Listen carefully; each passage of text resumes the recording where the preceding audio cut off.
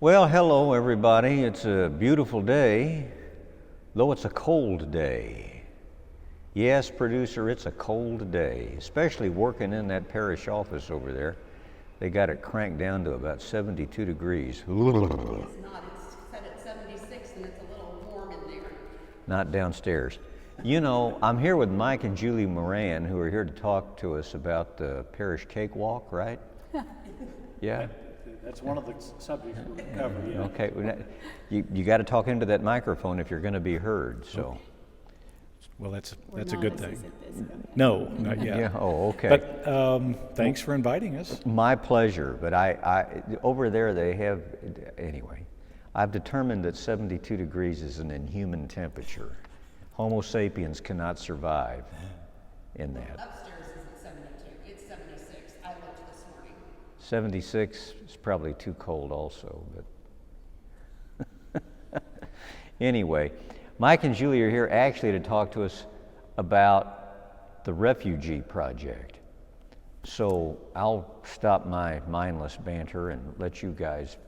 Well, it's always a pleasure for us to be here to be able to talk to the Visitation community about the Refugee Assistance Committee and just what we're up to these days. We are again going to partner with Della Lamb to welcome our second family or individual. Last fall, we welcomed a young man named Zawadi, a Congolese man, who Della tells us is doing quite well and has a good Great. job. And so we're very, very glad to hear that. Wonderful. A couple things that are of interest, I think, to go over first is about the process. And Della told us when they were training the committee last month that there are about 11 major steps for a person before they get to the U.S., from when the time when they decide to come till the time they get here. And they're very in-depth. They can take up to 3 years for those things to happen. Interviews, medical, security checks, very difficult process. But when they do come, they do have documented refugee status with the government when they arrive. We were always surprised the first time to find out that these people don't know where they're coming. So they don't find out they're coming to Kansas City until very late in the process. They don't pick where they come. And instead of coming from where they are displaced in their home, they come from usually refugee camps, many times not in their home country, and again, sometimes for many years. So that kind of adds to how important it is that we do our very best to try to welcome them to Kansas City. We will start just like we did last fall with Della Lamb in what they call House to Home project.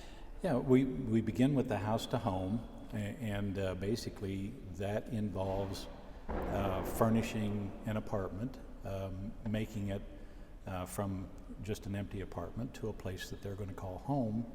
And the items that we collect include furniture and kitchen items, linens, bathroom, and sundry toiletries.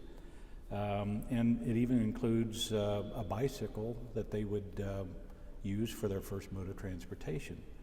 So the next thing that happens, Della Lamb will match us with a family and then provide a timeline so that we can start the process, and they give us an address. So when we get that information, we tweak what we've already done, such as if there's a baby in the family, make sure that we have products, diapers, so on, maybe a high chair or a baby bed to make sure that the entire family is well cared for. And then before the arrival, we have a crew of volunteers that will clean the home, get it ready for the furniture and other items. And then the next step is to actually use a moving crew of volunteers to bring all the furniture and the items that are donated into the house, arrange them, and get the whole process ready to go. And the last thing that we do is when the refugee family arrives, we welcome them with their first meal. And part of the process was to also stock the pantry so they've got food to start off their process. So this year, though, we've added something new. And we're really excited about that because when Zawadi came and we did house to home, he was moved in, and then because our responsibility ended at that time, we really didn't have any more personal contact with him. So we felt like we wanted that, and because we were still learning about that process with Della, we didn't understand that that was kind of the end. So this time we're going to add what they call community access, and that is where for the 3 months after move-in, we work with them one-on-one, mostly covering transportation for them. Della will set up their appointments with medical appointments, Social Security appointments. We'll also help them find, obviously, a grocery store, bank, library, maybe even a park, to get to acclimate into their particular area. And I mentioned that we had training last month and from Della about this, and it was very, very interesting because they not only taught us what to do, but how to think about what we're doing. They gave many examples, but a good one is that we may take them to the grocery store the first time and help them find one and go through the process of buying their groceries. But the next time, we find the bus line that's close to them so that they can access the bus line. We go with them that trip so that the third time they go, they might be able to go alone without an escort. So it's empowering them, not just doing for them, but empowering them to learn to be more independent. Mike and Julie, I'm impressed with your enthusiasm in this and how you've jumped into it and various other things in this parish in your short tenure among us. But because I know we have really limited time here, can you talk about how the Visitation parishioners can help you with this important endeavor? Yes, Absolutely. yes, we can. Collection of items is going on right now. In the bulletin, there's been information, but you can also, the easiest way is to go to the website. There are the pictures at the top, and they will pass by until you see the one that has the box of groceries. And then below that is where you click to be directed to two things. The first one is donating an item. When you click that, you go to the Sign Up Genius that Karen has set up, and it's a long list of items that we need. Okay. Anywhere, as Mike said, from toiletries to a microwave oven. Okay. There's many, many things that we still need on that list. You might have mentioned this, and in my very foggy, clouded mind, I might have forgotten, but is there a time interval they need to respond by? Yes.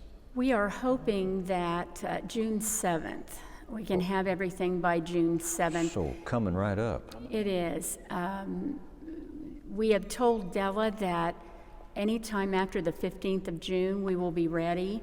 So we're hoping to have all the items, or most of the items, by the 7th. All right, and if folks have questions about, well, what do you need the most and how can I help the most? What should they do? Should they call you? Should they call the lovely Karen Miller of our highly competent staff, or what should they do? Best thing that they can do is to go on the list and sign up to donate an item or to volunteer. They can bring those items to the church office or to Mass the next couple of weeks. Karen will have a table, I think, with a note that this is where the items will come. And then this weekend, members of the committee will be here in the narthex after the masses with some additional information. If anyone has additional questions at that time, they can ask the committee members. Mike and my information is also in the bulletin and on the website. They can call or email us as well. Okay, so members or a member of the Refugee Resettlement Committee will be here after each of the 3 masses this weekend. That's right. To answer questions folks That's may have.